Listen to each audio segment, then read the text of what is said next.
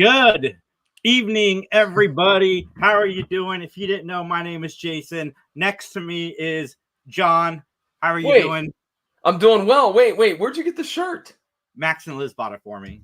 It's one of my Christmas or birthday gifts. Kylie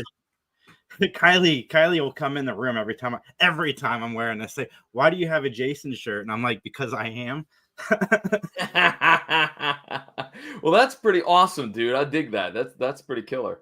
Hey, I'm doing well, and I just want to thank everybody. A couple weeks ago, we were supposed to do this, and just some things were going on with me personally and professionally that it was turning out to be a train wreck. We were recording it because you were going to be in Connecticut, and just the wheels fell off the wagon. But I wanted to thank everybody who reached out and said kind words and checked in on me. I really do appreciate it. That means a lot to me. So I just wanted to get that off my chest. So thank you to all those folks who checked in and whatnot. So, and I'm doing good. Everything, all those stormy clouds are gone now. Now it's nothing but sunshine now here in Orlando's world. You know what, man? That's awesome. I'm happy to hear that. Dude, a lot has happened in the last 2 weeks. This is probably going to be a longer show than I had anticipated. And I'm sorry that we were a few minutes late. That's on me. They just dropped, so about a month ago, Eminem released a documentary to theaters about his fan base. Mm-hmm. And it finally came out on Paramount Plus. And I was watching it. A very, very good documentary. Absolutely loved it. And it ended like a minute and a half ago. I had no idea it was like 7 o'clock until Justin texts. And I jumped over and was able to run in the house and watch it and do this because I was into it. It was great. It was a really good documentary. But John, what have you been watching? Well, that's a great question. What I've been doing recently in terms of my viewing is catching up on some stuff. I by no means am a Star Trek fan, but I really do like Strange New Worlds. I think Anson Mount does a fantastic job as Christopher Pike. And the surrounding cast is really solid too. That even though I'm not the biggest fan, it's very entertaining. It's a fun watch. I'm not gonna lie, my cousin was like, "You got to watch this show," and he kept giving me the bad mouth for not checking it out. And I really liked season 1, and so I'm just finished up season 2 into season 3, and that's what I've been watching. Really, predominantly that and some wrestling shoot interviews. But that's about it for me, man. How about you? Oh my God, man. So I have been watching so much. Jamie and I have had a few weeks off because of A Weekend in the Life. Now she's got sports season starting, so her schedule has been crazy. And so Doc season 2 is back. Very good show. Highly recommend everybody check it out. I don't know why every doctor show has to have like a hostage situation in their show at least once, but Doc did it, and it's season premiere, and I was in on it. I texted Jamie immediately, like, dude, you need to watch this because we need to talk about this. Yes, I call her dude because she's a dude. And we talked about it, and it was, oh my God, we haven't talked about it yet. She hasn't watched it yet, but hopefully she watches it soon. The Floor is back, the game show. It's one of my favorite game shows hosted by Rob Lowe. Have you watched that one, John? I have not. Dude, you should. It's good. That last season they had Brian O'Halloran was one of the contestants.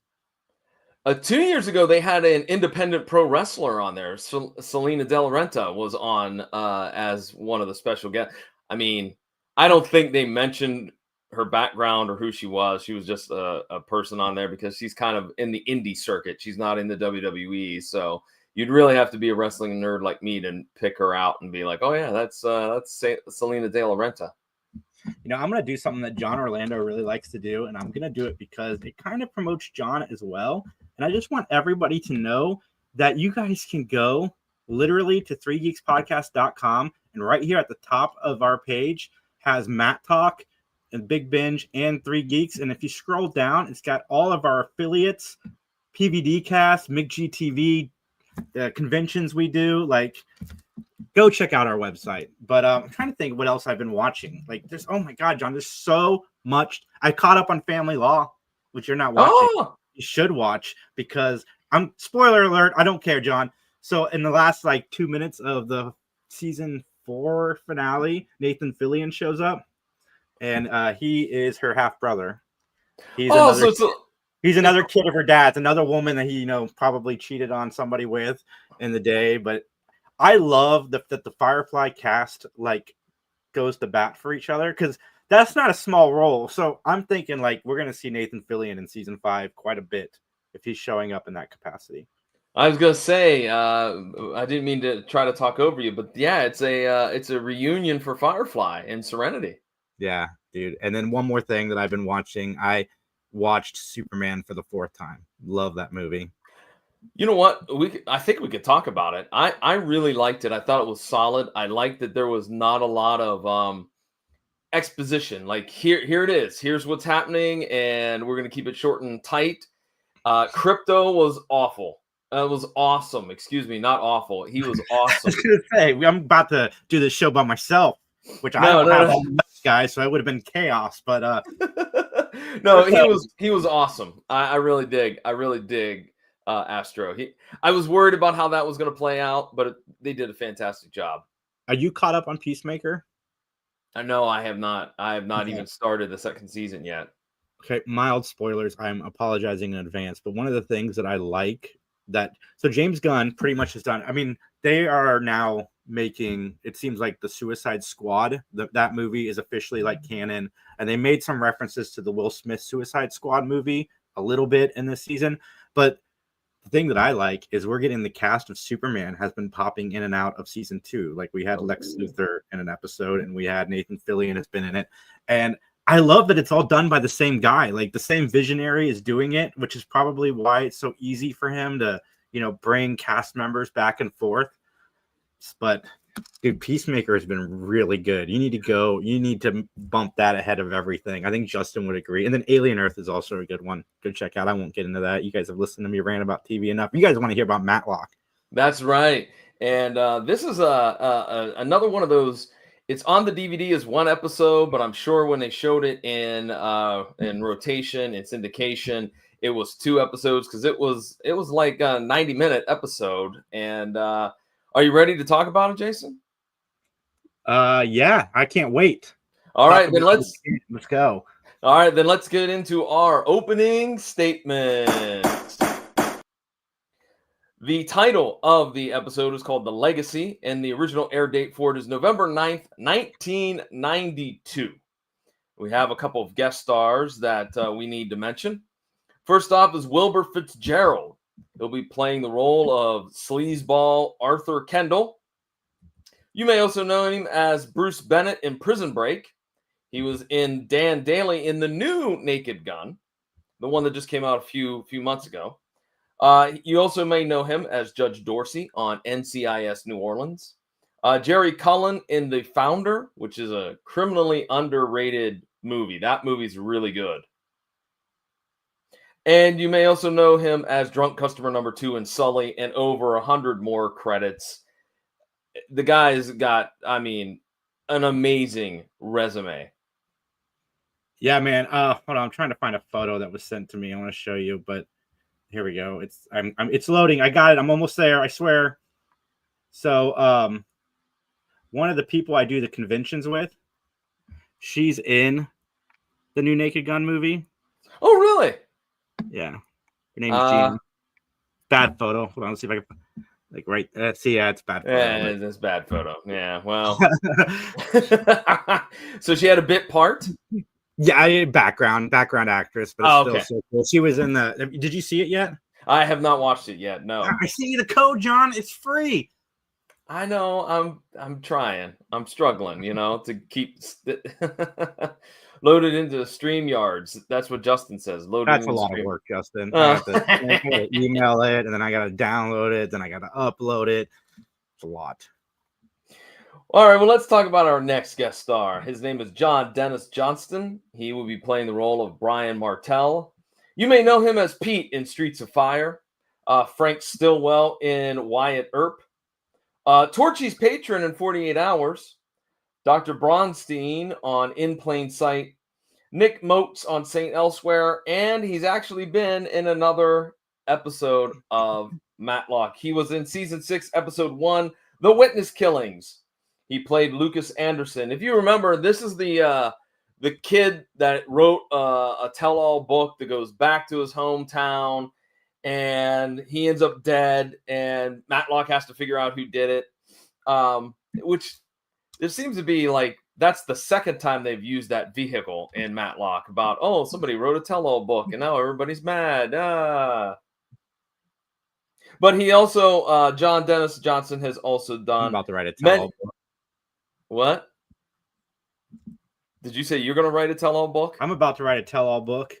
Okay. Yeah, behind the scenes of Mattalk, all the dirt and grime, everything you can get into. I do, John. I'm sorry. One of the things that I really wanted to talk about tonight, because it kind of annoyed me, and since I don't think Jamie and I are doing our show tonight, sorry guys, just go with me for a second. So SVU came back this week, and they killed the old captain off screen. Like the show started with his funeral, which it doesn't make any sense to me why you'd kill the character when the actor is still alive. It was no plot in the show at all, other than they were at his funeral in the beginning of the episode.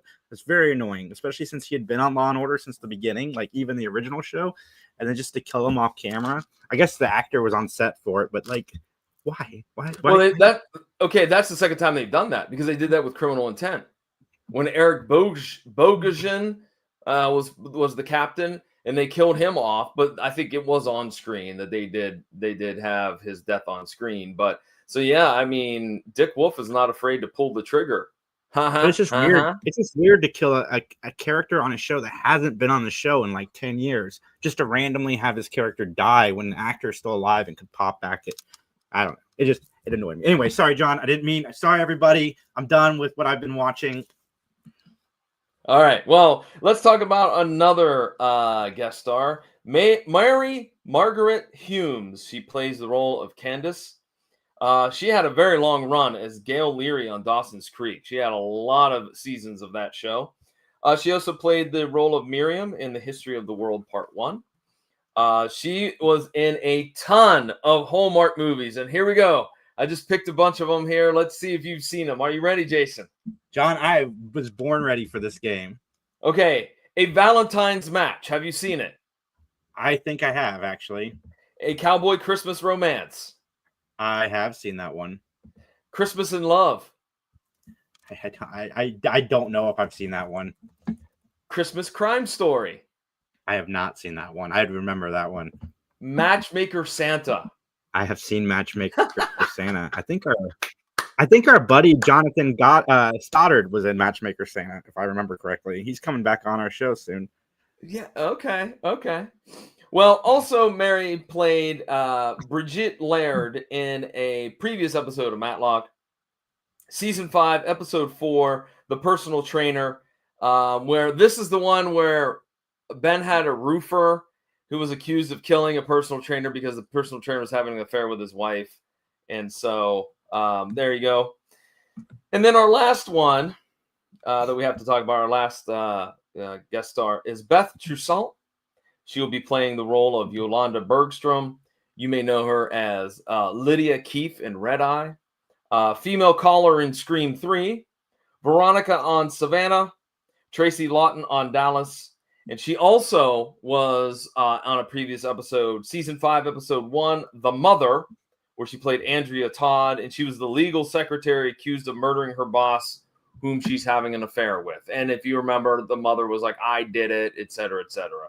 So any of those individuals that you want to comment on, Jason, before we move along? Beth is a woman of my heart. I absolutely love her. Beth, if you're watching this, give me a call. Or email me, benmattalk@gmail.com. And Beth Toussaint, don't worry. I won't read the email because that's not my job. That's his job. So I think I'm pointing in the right direction. Anyways. All right. Let's get on into it, ladies and gentlemen. Jason, it's time for me to ask you that question. You know the question. Are you ready to give an opinion? Your opinion, solely your opinion, so help you. Come on, John. You know I want to testify. It's time to testify. It's nice to have Justin back. It is. Things run so much smoother. It's something like comforting about his picture at the bottom of the screen, and then you can just do this randomly and then put him back away. Anyways, let's talk about the plot. Ben finds out that a man accused of murder has a link to Ben's father, Charlie. So, all right, here we go, ladies and gentlemen.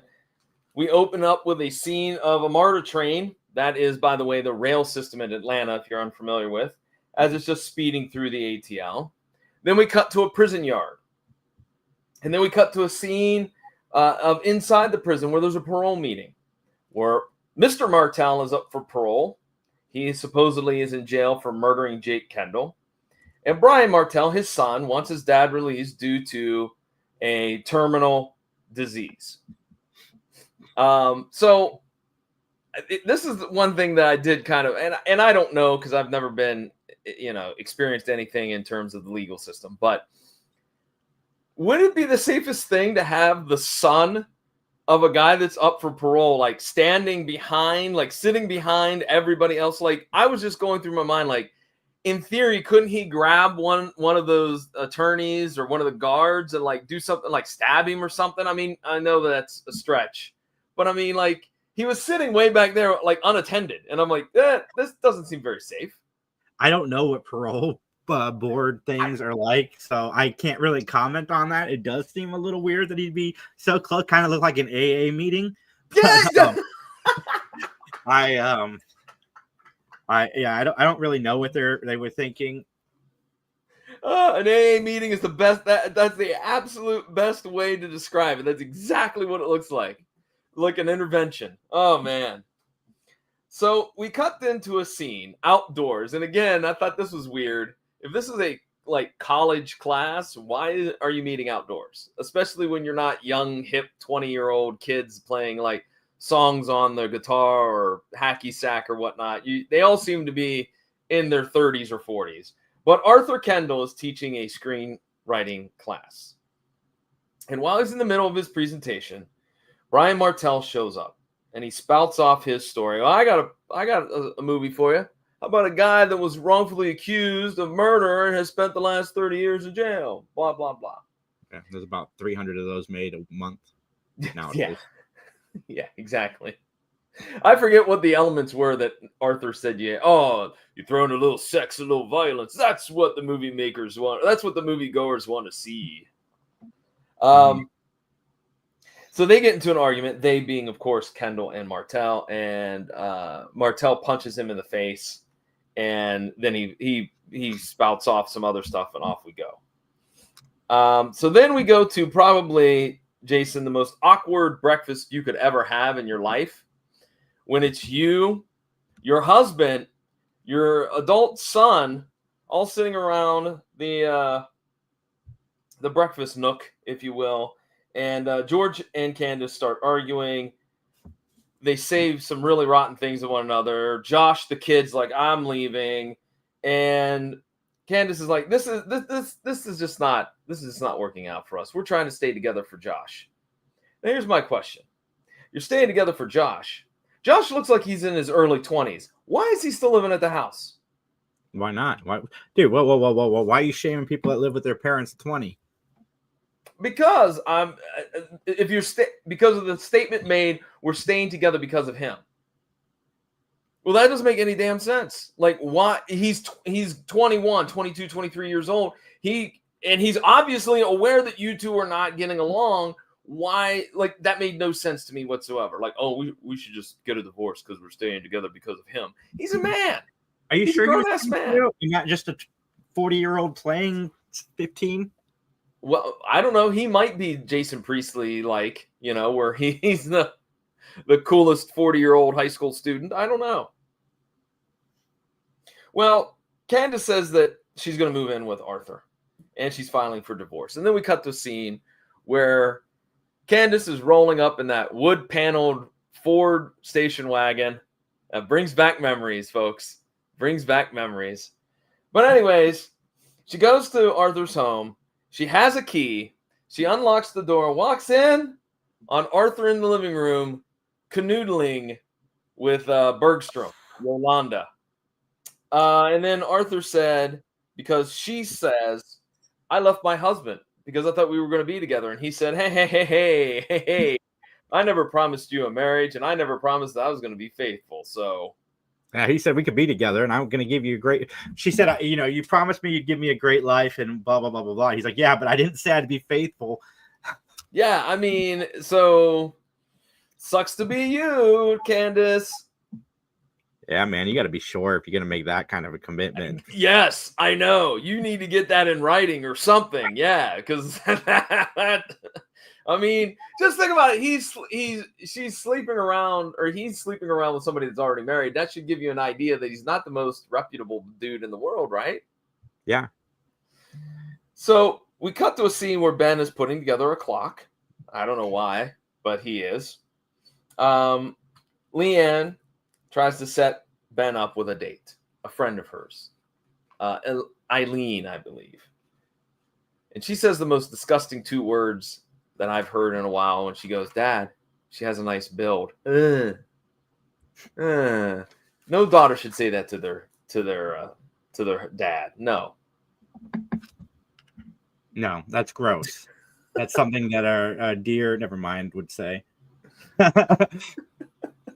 I'm just saying, like, years from now, maybe 10 or 15 years from now, you don't want your daughter to come and go, I have a friend.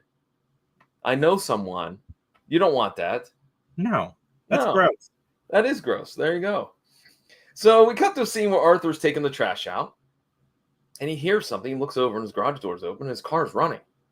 Well, that's weird, because why is it running? So he goes over to investigate. So he goes into the garage, and both the doors are locked on the car, and all of a sudden the garage door shuts, and he can't get out. And now it's filling up with carbon monoxide poisoning, and that is what kills Mr. Arthur Kendall, which I don't think we've had a death by CO before, have we? I don't think we have. I don't think so. Yeah. So Leanne has a conversation with Brian about Brian Martell's case. All right. And she talks to her dad about it because there is this kind of thing about there's a connection between Charlie Matlock and whoa, I'm getting some feedback. Can you throw in some headphones?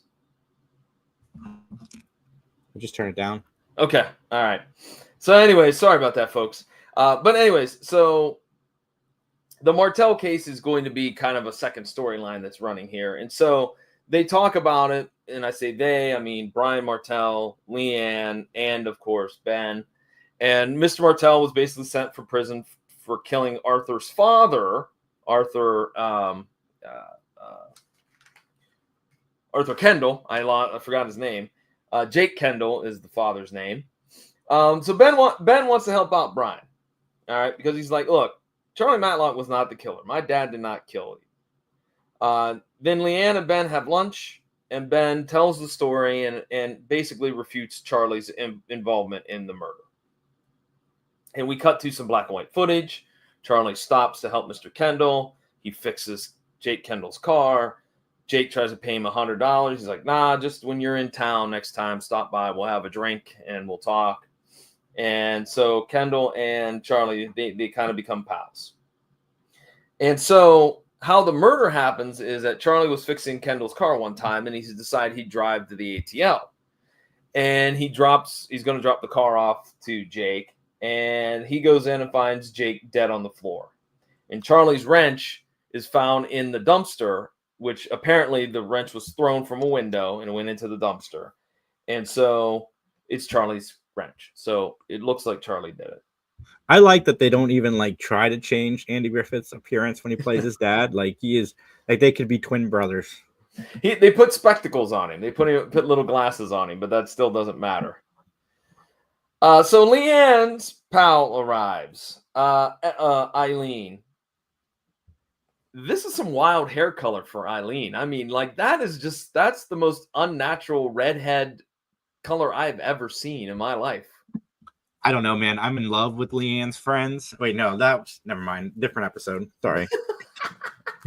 I was thinking of the vacation again. Okay, vacation. So long since we've done this, my wires are crossed. That's all right. It's all good. So we get a nice little dose of awkward Ben. And then we cut back to the police headquarters where Brian's bail is paid by Ben because Brian was arrested for the murder of Arthur. Ben wants to clear his dad's name, and he's helping Brian because that's how his father would want him to do.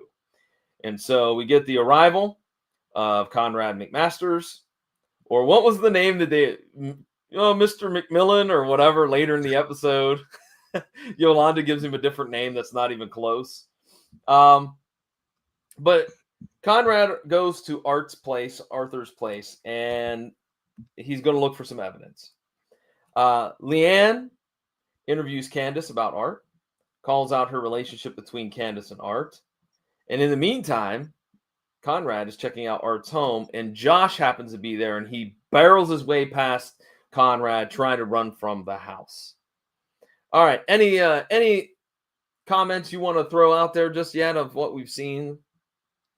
No, not really. I'm in so far with the episode.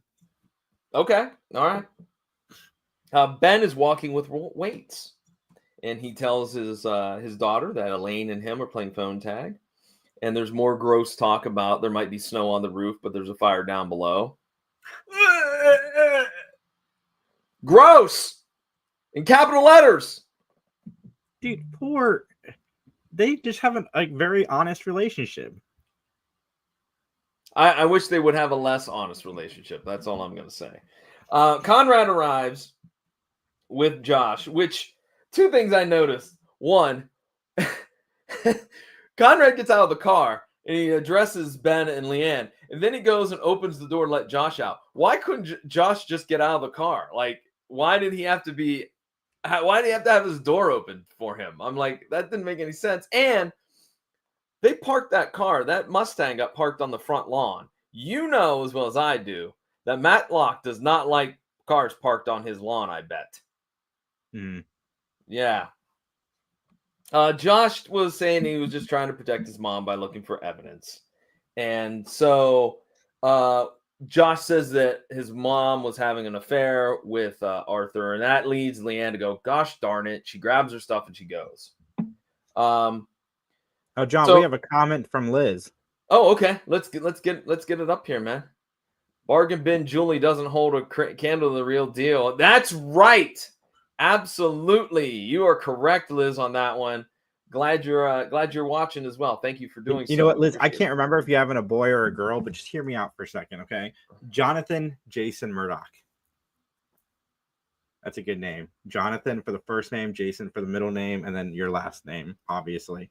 So, Jonathan Jason. It's a great name. Strong name. Strong. I even let John go first. That's the kind of guy I am. What are you doing?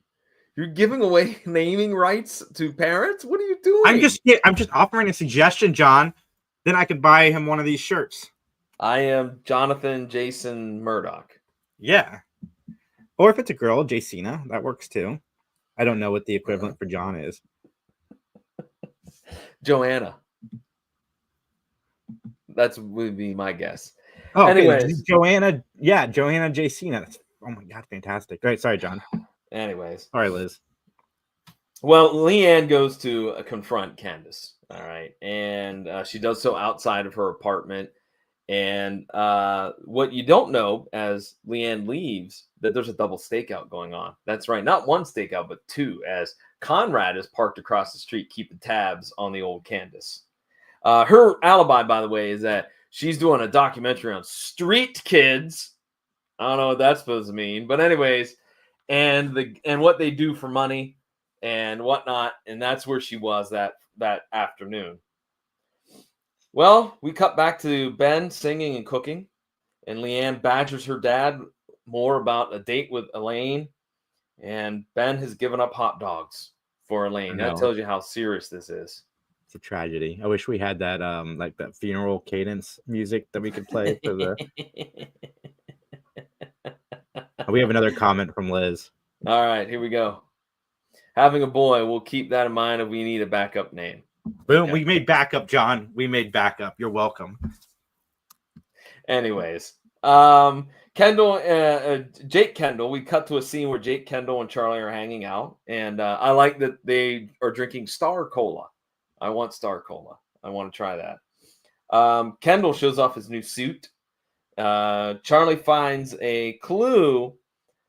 It's a sweater, and it's the wrong sweater because it's not Kendall's. All right, it's Martell's sweater, and this leads to the conviction and the release of Charlie. But again, that's really loose evidence, that sweater being real close to the body.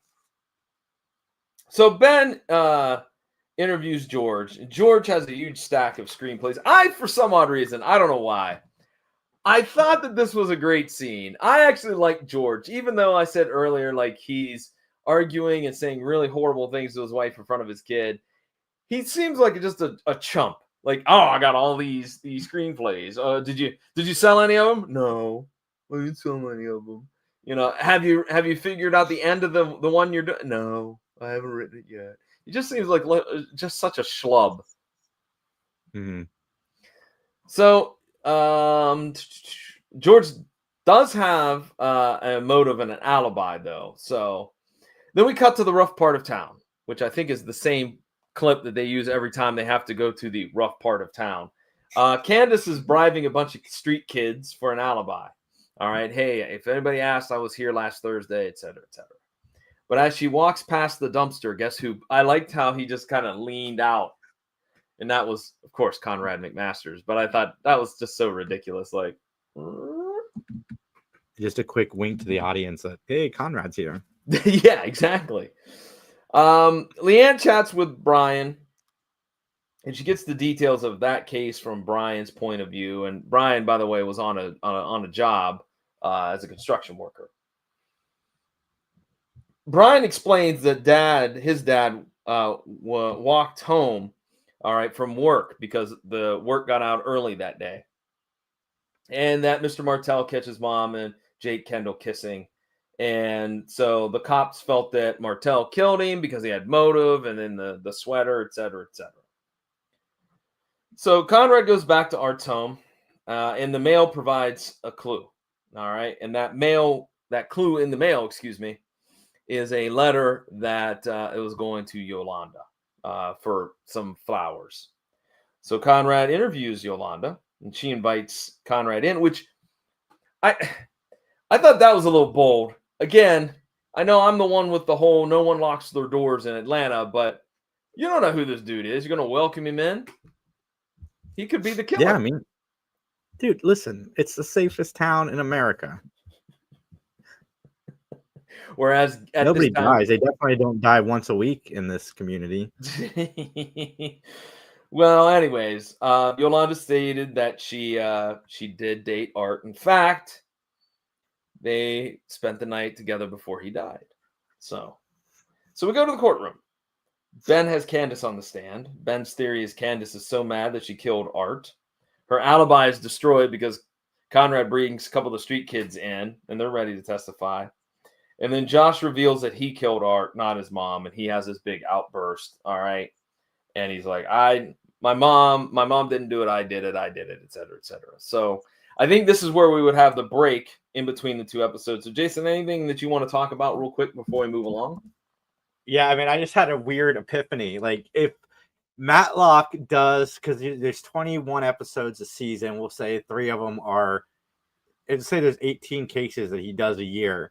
He is a multi-millionaire. Like, he should be living in a much nicer house. With $100,000 a case times 18 per year.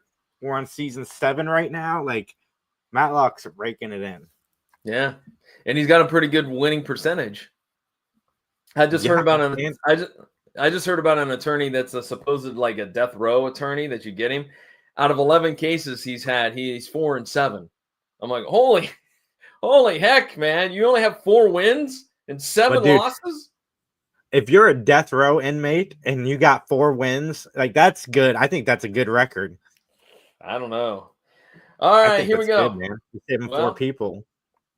As I've determined listening to some true crime podcasts, yeah, never go for the death penalty. Just get life in prison because it takes forever because they got to exhaust all those appeals, and that's like 10 more years of and expenses that you have to pay. So I'm like, I told the wife, if anything happens to me, just make sure they get life in prison. They don't have to go for the death penalty. Oh, that's been a macabre topic. Let's get back to some more happier times, shall we? Yeah, man. John's planning on going to death row. Everybody, you heard it here first. He was with me. He was with me that night. Well, Josh recounts Art's murder, and he can't explain anything. Like the cops are like, "How'd you find the keys?" I stole them. When? Well, I just did, man. That afternoon.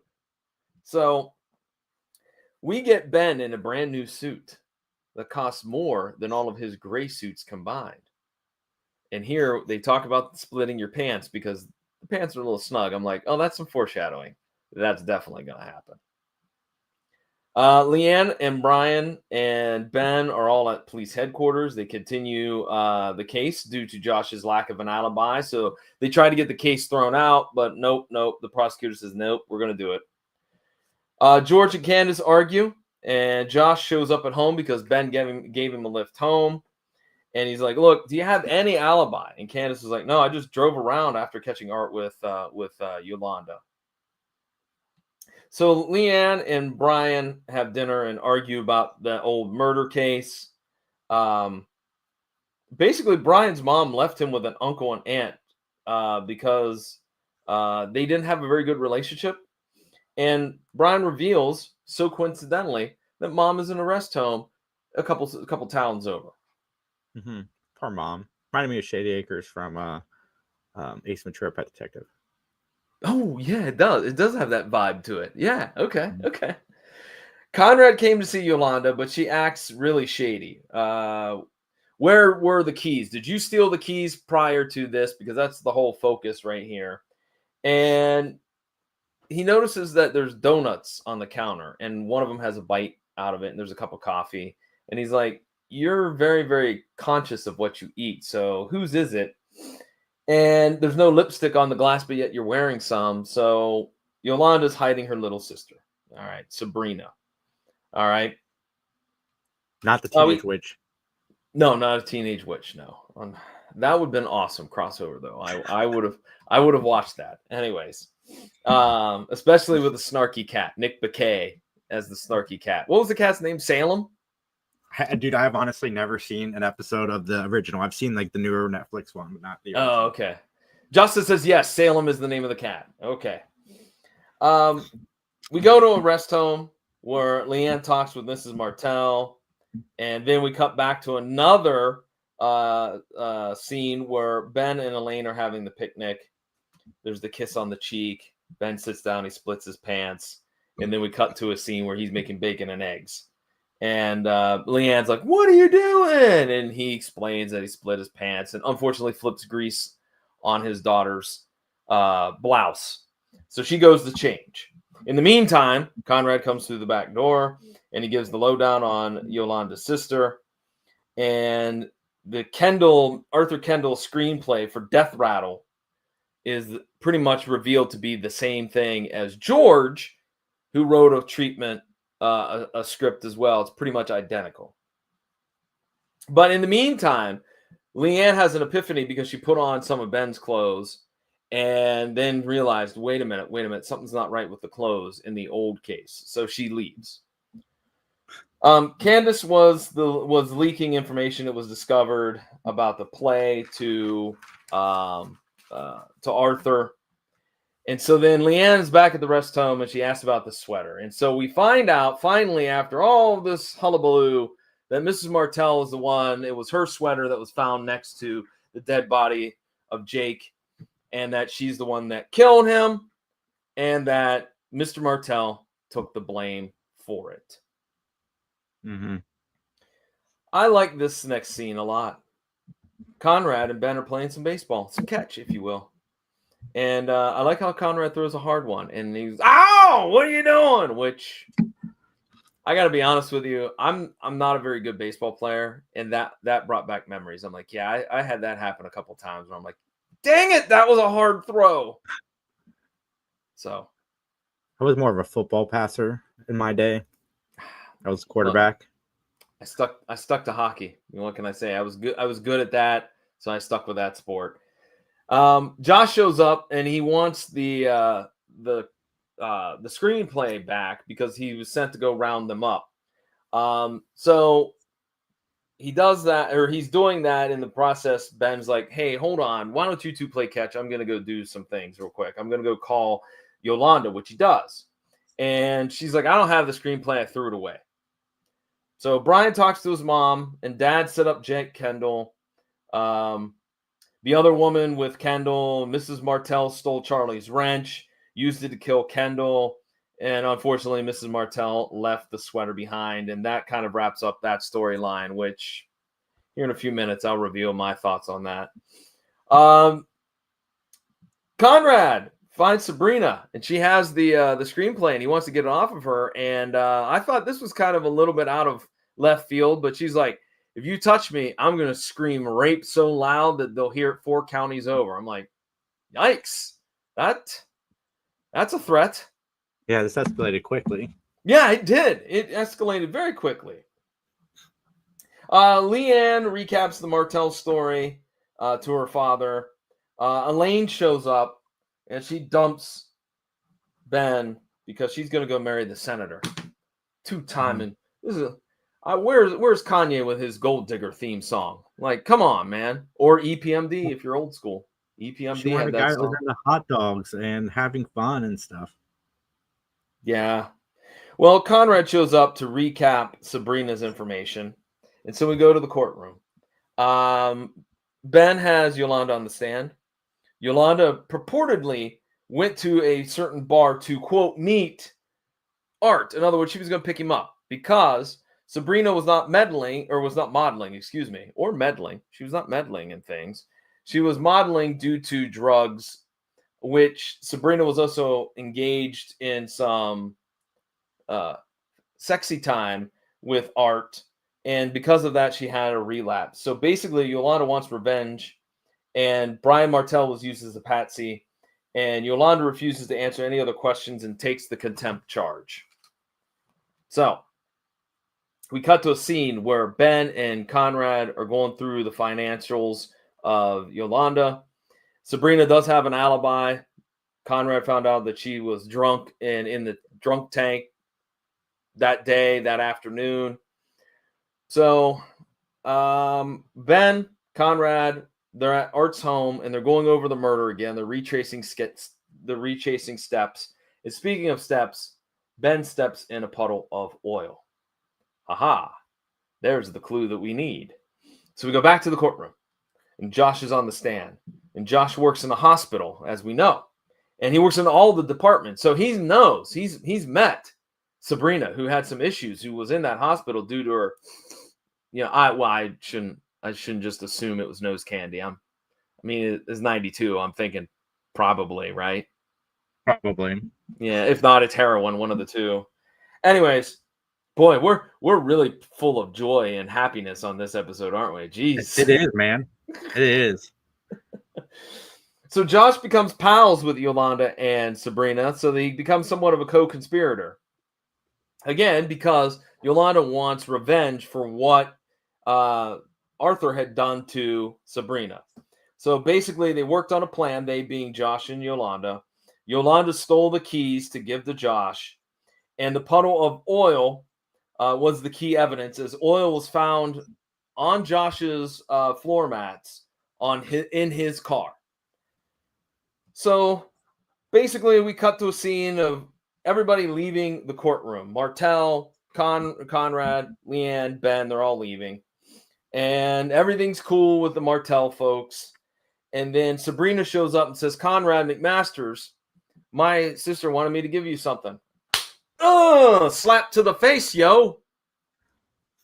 That was unnecessary. Justice for Conrad. Yeah. Email us, benmattalk@gmail.com. Or drop us a line on Facebook at Mattalk Podcast. Yeah, that was uncalled for. I don't know why, he didn't just go, okay, that's an assault charge. I mean, you're right there. There's got to be some cops right there. You go, did you see that? Did you see that? I want her arrested. Yeah. Go Karen, Conrad. Go Karen. That's right. Then he, by the way, Sabrina also gives the copy of the screenplay to Ben as well. And then everybody has some hot dogs except for poor old Conrad, who's nursing a sore tooth, if you will. So that concludes the legacy. Jason, do you have anything you want to throw in there, or should we just slide on into our closing statements? I don't think I have anything else. All right, then let's get to it. Let's get into our closing statements. This is the part of the podcast where John and I will rate the show on a gavel system. 1 gavel means 5 gavels means that we absolutely loved it, and negative 37 gavels means I'm going to put John in a home for the rest of his life where he can live happily by a tree that he calls Bert. John, what did you think of this episode? First of all, I don't think we can use 37. I believe that's copyrighted by Kevin Smith. So I'm not sure on that. We might get a cease and desist. Not sure. Speaking of Kevin Smith, wait until I got something to show you in a second. Oh, okay. Okay, before I reveal my thing, here's one thing I want to know. So Jake Kendall looks to be like a scumbag. And Charlie Matlock is supposed to be this upright standing guy. Why would they be friends then? Like, wouldn't you think that he would hear the town gossip that Jake is philandering around town? And it just seems to me like that was like a conflict of interest between those two, that Charlie Matlock would not tolerate the Jake's scumbagginess, if you will. I mean, we all had that friend back in the day that was kind of just somebody that we kind of hung around with because we've known him forever, even though he's not really a great person.